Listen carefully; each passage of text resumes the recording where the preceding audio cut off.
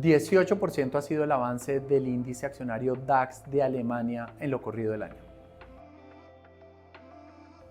Luego de 4 semanas consecutivas de alzas a nivel global, las acciones tuvieron una pausa en medio de optimismo por el acuerdo entre grandes economías, el Reino Unido y los Estados Unidos, y la expectativa del inicio de las conversaciones entre China y los Estados Unidos durante el fin de semana en Suiza.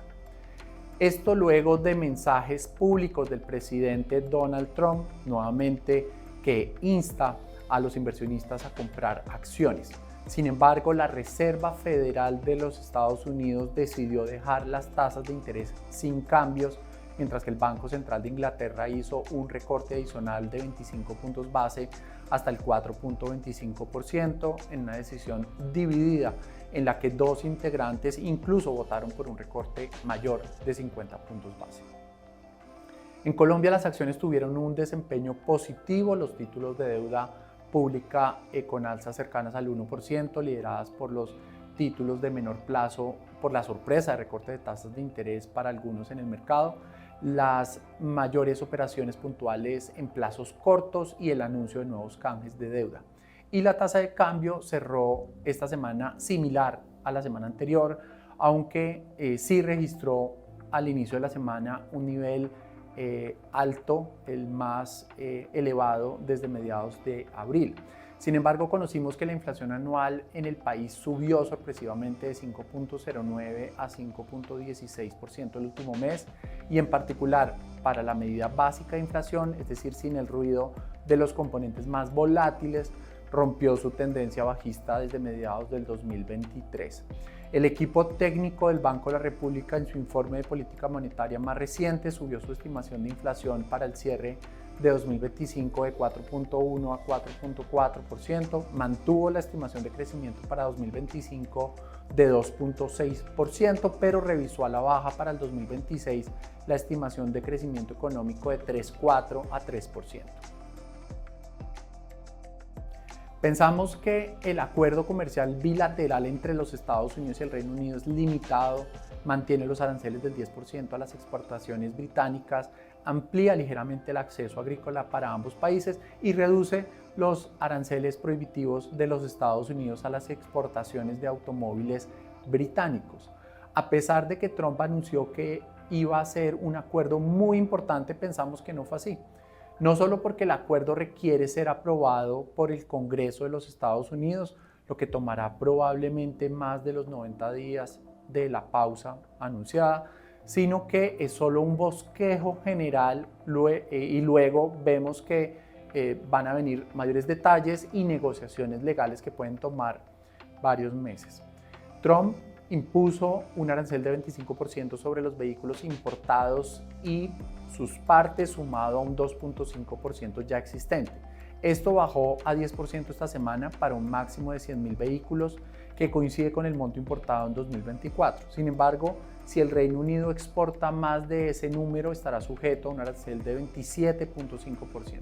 Por otra parte, sí es una buena noticia que se haya eliminado el arancel de 25% sobre las importaciones de aluminio y acero, que entró en vigencia en marzo, aunque impondrá una cuota sobre estas tarifas. Así que en general es un acuerdo parcial, incompleto, en el que existen dudas en sectores importantes como el farmacéutico o el de servicios digitales, y en general faltan más detalles en las negociaciones. La Fed hizo una pausa cuidadosa a la espera de la evolución de las cifras, pero de alguna manera sigue la visión de que los aranceles generarán un riesgo al alza en la inflación y a la baja en términos de crecimiento. Las cifras aún no evidencian ese deterioro, pero sí existe una alta probabilidad de que en los próximos meses se vea el deterioro. Por ahora, el modelo de crecimiento de la Fed de Atlanta anticipa para el segundo trimestre un crecimiento de 2.3% y una inflación que sigue por encima del 2%. La expectativa de inflación a un año está en 3.63%, la más alta en 19 meses, mientras la expectativa de inflación a 5 años bajó de un 2,86 en marzo a un 2,74% en abril. Así que vemos más estímulos en Inglaterra y en general en Europa, con mayor gasto fiscal y recortes de tasas de interés frente a un panorama recientemente optimista en el mercado de los Estados Unidos, pero con muchas dudas en el frente comercial, en el ahorro fiscal y la pausa que pueda hacer la Reserva Federal. Esto puede explicar la gran diferencia en el desempeño en lo corrido del año entre los dos índices accionarios, por ejemplo el de Alemania con un avance de 18%, que a propósito marcó un nuevo máximo histórico esta semana, versus una caída del 4% del índice Standard & Poor's de los Estados Unidos. En relación a la conversación con China, lo interpretamos como un primer acercamiento, no a una reunión que concluya un acuerdo, es decir, el desescalamiento de la tensión, pero no un acuerdo comercial. Estaremos muy atentos, por supuesto, a los avances de este encuentro y de los otros acuerdos comerciales que, según Trump, está preparando los Estados Unidos. Lo que es cierto es que no volveremos al punto de partida previo a la llegada de Trump. Parece que tendremos aranceles más altos entre las economías. En Colombia, la subida de la inflación en abril le complica las cosas al Banco de la República. Esto reduce la probabilidad de un recorte de tasas de interés para el mes de junio.